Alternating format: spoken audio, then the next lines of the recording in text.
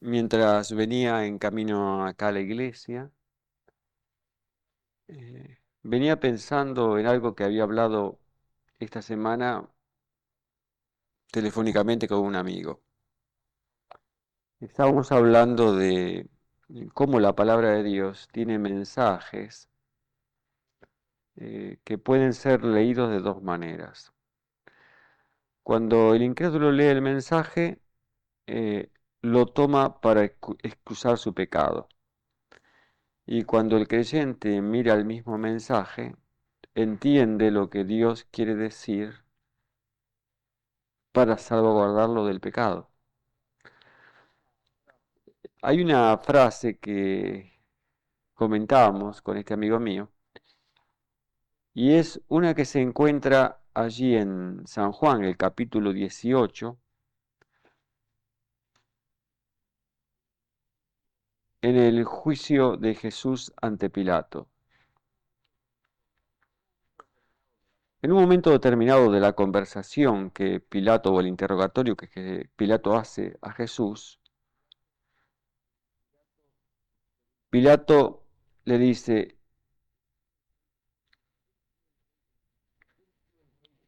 ¿eres tú el rey de los judíos? Versículo 33. ¿Eres tú el rey de los judíos? Jesús le respondió: ¿dices tú esto por ti mismo o te lo han dicho otros de mí? Pilato le respondió: ¿soy yo acaso judío? Tu nación y los principales sacerdotes te han entregado a mí. ¿Qué has hecho? Respondió Jesús: mi reino no es de este mundo.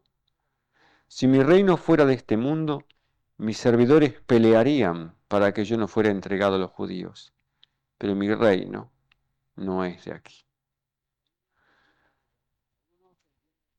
Algunos entienden que cuando Jesús dice mi reino no es de aquí, se está refiriendo al hecho de que las cosas que son del Espíritu y que Jesús enseña, la moral, comportamiento, el Espíritu que se debe albergar en el corazón, es propio del cielo y que no es posible que el creyente viva como si estuviera en el cielo aquí, sino que tiene que adaptarse y adecuarse al reino de los hombres y a su manera de ser.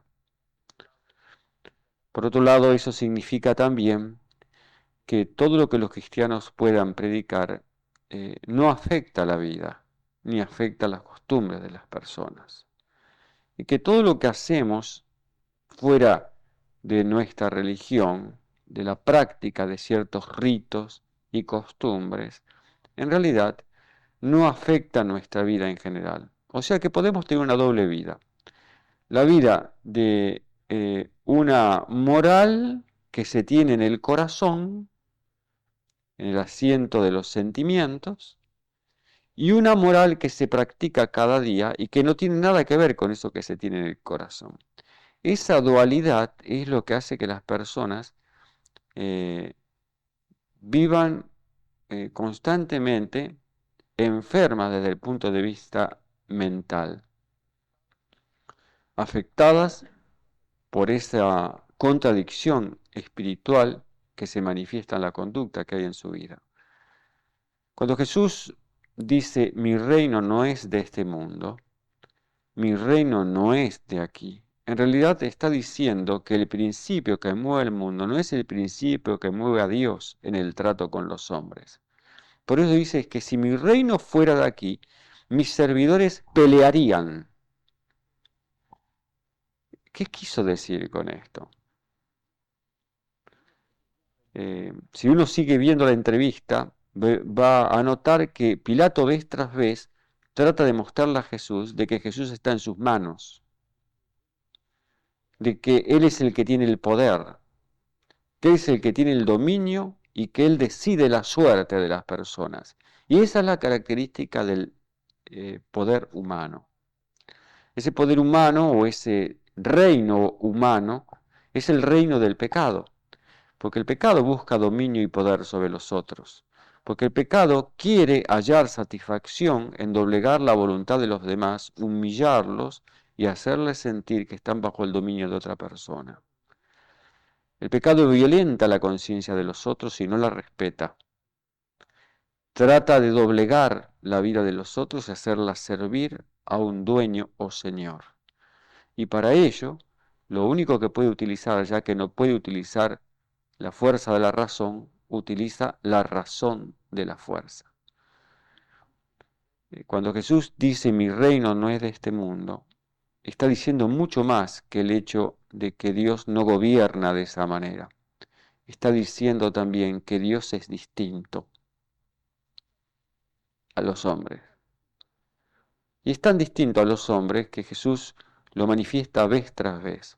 Estuve leyendo esta semana un comentario de, a la vez un comentarista bíblico, que afirmaba que Jesús nunca hizo un milagro para hacer que una persona llegara a creer, para sacar a alguien de la incredulidad, para comprobar que él era el Hijo de Dios. En realidad, no sé qué quiso decir el comentarista. Yo creo que estaba equivocado si quiere afirmar él que Dios no va a hacer nada por una persona que es incrédula. En realidad creo que está completamente equivocado. Eh, por lo menos encuentro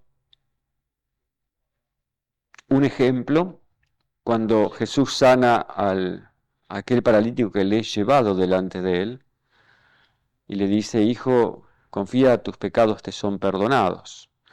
Cuando Jesús le dice así, hijo, confía, tus pecados te son perdonados, los fariseos que estaban presentes allí, algunos de ellos pensaron en forma incrédula con relación a lo que Jesús estaba diciendo. Y se sintieron molestos de que Jesús pensara de esta manera, y algunos pensaron dentro de sí mismos, ¿quién es este para perdonar pecados? Es entonces cuando Jesús les dice, ¿qué es más fácil? ¿Decir tus pecados te son perdonados? ¿O decir, levántate, toma tu lecho y anda? Pues para que veáis que el Hijo del Hombre tiene poder de perdonar pecados, eso se lo dijo a los fariseos que no creían y se cerraban en su incredulidad. Para que veáis que el Hijo del Hombre tiene poder de perdonar pecados. Le dice entonces al paralítico, levántate, toma tu lecho y anda. Entonces, así ocurrió. Aquellos hombres incrédulos pudieron entonces comprobar por un acto de Jesús que Dios sí tiene poder de perdonar pecados. Ahora Jesús no lo hizo por el paralítico, porque el paralítico ya tenía paz. Su corazón le encontró reposo y seguridad en las palabras de Jesús que le dijo, confía, hijo, tus pecados te son perdonados.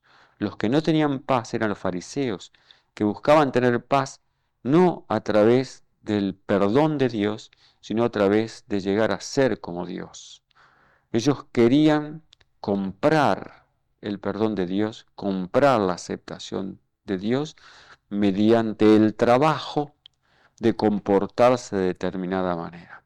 Pero Dios no es un patrón que premia, es un Padre que nos da la bendición. Y cuando Dios dice que hagamos o que mantengamos cierta conducta, no lo hace en el afán de que si la mantenemos nos va a premiar porque hemos satisfecho su ego, sino porque nos hace bien a nosotros.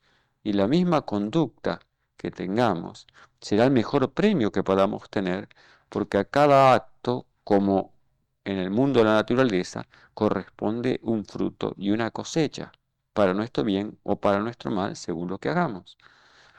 Aquí Jesús mostró el amor de Dios para con ellos y para con aquel paralítico, que en realidad la cosecha que había llevado era la cosecha de la enfermedad y el dolor por causa de vivir una vida pecadora, contraria al consejo de un Padre amoroso como es el Señor. Habían vivido en pecado, en la disolución, en el vicio, y ahora estaba allí a punto de morir. Jesús le perdonó los pecados, pero además se apiadó de los otros hombres que desconocían el carácter de Dios y los sanó. Es notable esto porque del paralítico Jesús mostró que tenía piedad y que Dios lo amaba, perdonando los pecados. Pero a los otros les mostró que perdonaba los pecados y tenía piedad de ellos para que sepan, para que comprueben cómo es Dios, sobre qué está establecido el reino de Dios. Dios no establece un reino y luego crea gente para que le adore. Dios establece un reino de amor y crea gente para amarla y darle felicidad. Este principio es tan importante que vez tras vez se repite en la vida de Cristo. En la palabra de Dios también, en el Evangelio según San Lucas, en el Evangelio según San Mateo, encontramos un incidente también. Capítulo 17 y versículo 24 en adelante dice así. Cuando llegaron a Capernaum, vinieron a Pedro los que cobraban las 2 dracmas, un impuesto que se pagaba en el templo y para el sostén del templo. Y le dijeron, ¿vuestro maestro no paga las 2 dracmas? Él dijo, sí. Y al entrar en casa, Jesús le habló primero, diciendo, ¿qué te parece, Simón? Los reyes de la tierra, ¿de quiénes cobran los tributos o los impuestos? ¿De sus hijos o de los extraños? Pedro le respondió, de los extraños. Jesús le dijo, luego los hijos están exentos, no pagan. Sin embargo, para no ofenderles, ve al mar y echa el anzuelo, y el primer pez que saques, tómalo, y al abrirle la boca hallarás un estatero, una moneda. Tómalo y dáselo por mí y por ti. En aquel tiempo los discípulos vinieron a Jesús diciendo, ¿quién es el mayor en el reino de los cielos? Y llamando Jesús a un niño lo puso en medio de ellos y dijo, de cierto os digo, que si no os volvéis y os hacéis como niños, no entraréis en el reino de los cielos. Así que cualquiera que se humille como este niño, ese es el mayor en el reino de los cielos. Y cualquiera que reciba en mi nombre a un niño como este, a mí me recibe. ¿De quién estaba hablando Jesús? Jesús, a mi juicio, estaba hablando de Pedro. Pedro tuvo que humillarse como un niño, tuvo que hacerse nada, tuvo que estar como aquel que debía aprender de nuevo de su maestro para poder percibir y discernir el reino de los cielos, el carácter de Dios, el carácter de ese reino, la ley que mueve el reino de los cielos, que es la ley del amor y del servicio, no el de la exaltación propia, sino el de darse por otros. Pedro debía aprender que el mayor en el reino de los cielos es aquel que procura salvar o hacer, aun cuando no tenga que salvarlo, porque los ángeles, por ejemplo, en el cielo son perfectos y sin pecado. El mayor en el reino de los cielos es aquel que hace que la vida de los otros sea feliz. Es aquel que procura que los otros no tengan tropiezo por equivocarse por alguna actitud de aquel que es el mayor acerca del carácter del Padre que está en los cielos. Ese es el mayor en el reino de los cielos. Dios se humilla para que los hombres no lleguen a malentender su carácter. Y esto es maravilloso. Los hombres han errado acerca del carácter de Dios. El pecado que está en nosotros hace que vistamos a Dios con los atributos de un tirano cuando es un padre amante. Como el reino entre los hombres Es decir, la esfera en la cual ejercemos el poder que circunstancialmente se nos otorga en el hogar, en el trabajo, en la política, en el vecindario, en la escuela, en la iglesia. Como en esos lugares, la manera de ejercer el poder que se nos otorga circunstancialmente está basado en la imposición de nuestra voluntad sobre los otros, a través de la fuerza o a través de la pelea mediante la argumentación para doblegar el pensamiento de los otros y hacer que vengan y se acepten el dominio de nuestra voluntad. Como en este reino de los hombres, esa es la manera de hacer las cosas. Como nuestros servidores o aquellos que están de acuerdo con nosotros pelearán de esa manera como aliados circunstanciales para lograr su objetivo a fin de sacar una ventaja, nosotros trasladamos, como pecadores que somos, el mismo pensamiento acerca de que Dios se maneja de esta manera también. Era necesario desarraigar ese pensamiento del corazón de los hombres, porque eso es el mismo pecado.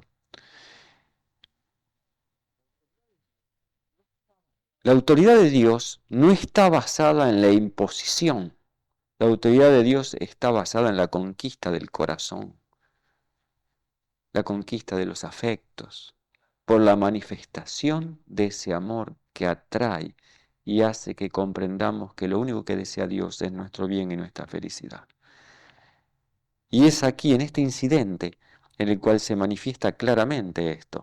Jesús le dice a Pedro, haz esto, Pedro. Podría haber sido Jesús el que llevara y pagara las 2 dracmas. En este caso, las 4, porque tenía que pagar Pedro y él.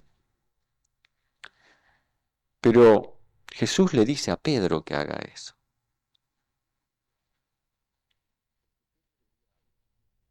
Porque Pedro debía aprender que el mayor en el reino de los cielos es mayor porque es responsable de los menores para servirle. Es el que se debe humillar, es el que debe ceder, es el que debe dar, es el que debe hacer lo posible para que aquel que está afectado por determinada situación, que puede llegar a pensar que el reino de los cielos es un lugar o es una existencia o una relación entre seres que está basada en la imposición por la fuerza, deje de lado ese pensamiento y entonces, comprendiendo el carácter amoroso y tierno de Dios, acepte esa relación de amor con Dios y también con sus hermanos. Es el privilegio que Dios le da a los hijos de Dios.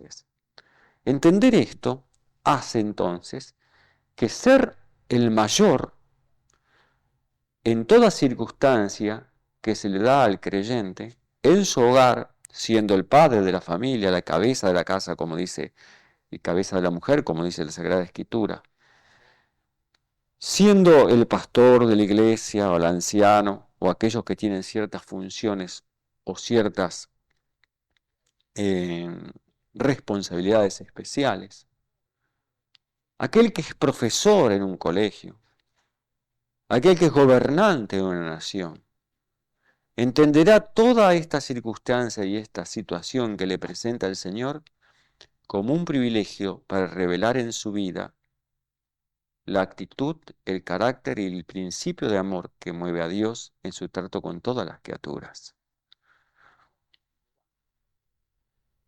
Y verá, en cada circunstancia en la que debe ceder, una hermosa oportunidad para revelar a Dios, una hermosa oportunidad para traer a la oveja perdida, aquella que se ha extraviado del conocimiento de Dios y vaga lejos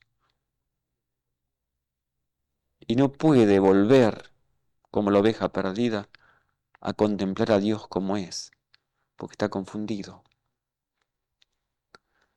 Y es allí donde Jesús también menciona que el pastor, el buen pastor, sale en busca de la oveja. No es la oveja la que busca al pastor, es el pastor el que busca la oveja. El pastor se expone a los peligros. El pastor es herido por el lobo para poder salvar a las ovejas. Cristo murió por nosotros en la cruz de Calvario. No era un lugar atractivo para Jesús el cielo porque faltábamos nosotros. Y lo dejó para venir aquí, para convencernos de que nos ama, para convencernos de que su mayor anhelo es tenernos con Él, para servirnos, no para que le sirvamos. El anhelo de Dios es vivir para nosotros. Por eso nos creó. El amor necesita darse. Y Dios se dio por nosotros, los pecadores, para que podamos estar por la eternidad con Él, para que Dios por la eternidad pueda amarnos, cuidarnos, bendecirnos, hacernos felices. Oh, que este principio hermoso, al contemplar la cruz, se reviva cada vez que la contemplemos y podamos entonces ser afectados de tal manera por ese amor que emana de la cruz del Calvario, que afecte nuestra vida en la relación de unos con otros y llene de amor nuestra vida. Es nuestro privilegio y nuestra responsabilidad revelar al Salvador del mundo, al Dios de los cielos, en cada momento y en cada circunstancia de nuestra vida. Dios bendiga a todos aquellos que tienen esa sagrada responsabilidad. Los padres, los maestros, los profesores, los esposos. Dios les bendiga.